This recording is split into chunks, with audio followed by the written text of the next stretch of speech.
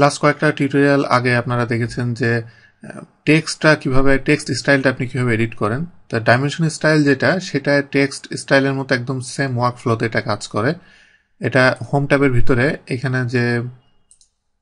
এখানে অ্যানোটেশনের ভিতরে এখানে প্রথমটা ছিল টেক্সট স্টাইল, পরের যেটা এটা হলো ডাইমেনশন স্টাইল। তো ডাইমেনশন স্টাইলের ভিতরে আমি যখন কোনো কিছু মডিফাই করব অটোমেটিকলি এখানে মডিফাই হবে। যদি আপনি নতুন, যেমন এখানে টেক্সটের ভিতরে যেমন স্ট্যান্ডার্ডের ভিতরে আরো কয়েক রকম স্টাইল ছিল তখন, আর এখানে ডাইমেনশন স্টাইলের ভিতরে আমি ক্লিক করলে এখানে শুধুমাত্র আপনি স্ট্যান্ডার্ড পাচ্ছেন, শুধু একটাই এখানে আছে। তো এখানে আমি নতুন যদি কোনো ডাইমেনশন স্টাইল আমি অ্যাড করতে চাই, সেটার জন্য আমি এখানে ক্লিক করব। এখানে ক্লিক করলে দেখেন যে এখানে কারেন্ট এই মুহূর্তে একটাই আছে। তো আর আমি যদি চাই যে নতুন, যদি নিউ এ ক্লিক করি, নতুন একটা আমি এখানে নাম দিব, নাম দিয়ে আমি একটা তৈরি করব। তো এখানে কপি অফ স্ট্যান্ডার্ড, মানে আমার এক্সিস্টিং যেটা আছে স্ট্যান্ডার্ড সেটাকে সে কপি করে নিয়েছে। আমি চাইলে একটা নতুন একটা নাম চেঞ্জ করে দিতে পারি এবং স্টার্ট উইথ আমি স্ট্যান্ডার্ড থেকে শুরু করে এরপর আমি এটাকে মডিফাই করে ফেলতে পারি।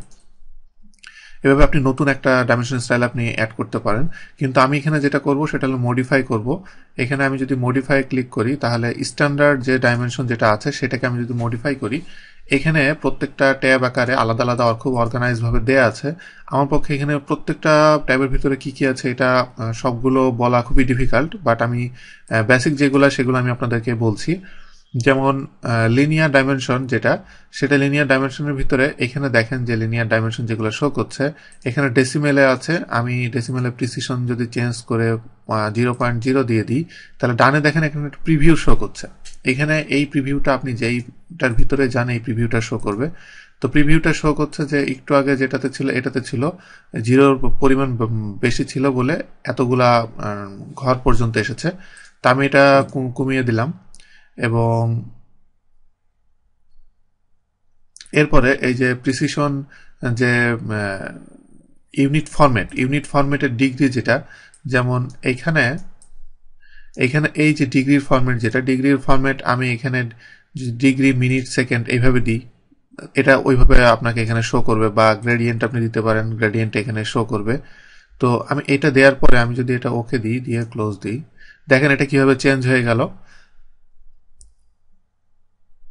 এখানে এই যে এখানে অ্যাঙ্গেল দেখেন, এখানে অ্যাঙ্গেলটা চেঞ্জ হয়ে গিয়েছে। তো এখানে আপনি আপনার ইচ্ছা মতো আপনি এখানে চেঞ্জ করতে পারবেন। এবং এখানে আমি আরো কয়েকটা জিনিস আপনাদেরকে চেঞ্জ করে দেখাচ্ছি।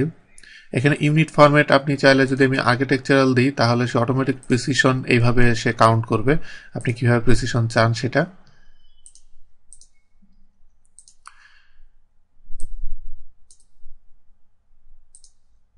এরপরে এখানে দেখেন যে লাইন যেগুলো আছে, বেজ লাইন, স্পেসিং যেটা আছে, এখানে যেটা আছে এটা আপনি যদি আস্তে আস্তে চেঞ্জ করে দেন, এটা আস্তে আস্তে চেঞ্জ হতে থাকবে।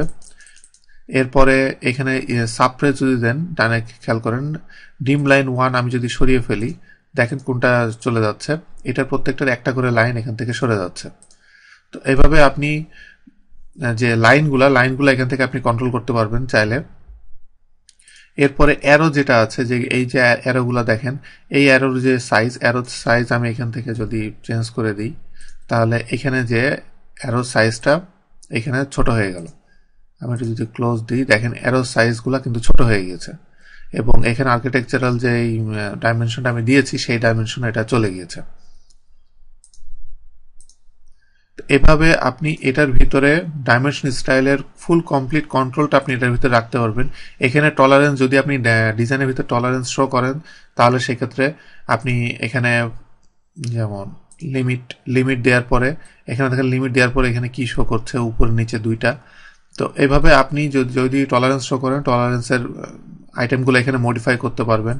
অল্টারনেট ইউনিট, যদি আপনি ডুয়েল ইউনিট ইউজ করেন, দুইটা ইউনিট একসাথে ইউজ করতে চান, অল্টারনেট ইউনিটের ভিতরে, যেমন আমি এটা সিলেক্ট করে দেওয়ার পরে দেখেন এখানে কি প্রিভিউতে শো করছে যে এখানে 1 ইঞ্চিতে 1 মিলিমিটারে দুইটা শো করছে।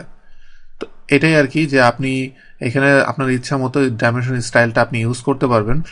আর এখানে আমি আপনাদেরকে রিকমেন্ড করব যে এখানে প্রত্যেকটার ভিতরে যে অপশনগুলো আছে, সব অপশনগুলো আপনি একবার হলেও একটু আপনি এটার ভিতরে ঢুকে সবগুলো একটু চেক করে দেখেন, তাহলে আপনি আরো বুঝতে পারবেন এবং আপনার এটার প্রতি নলেজগুলো আরো বাড়বে।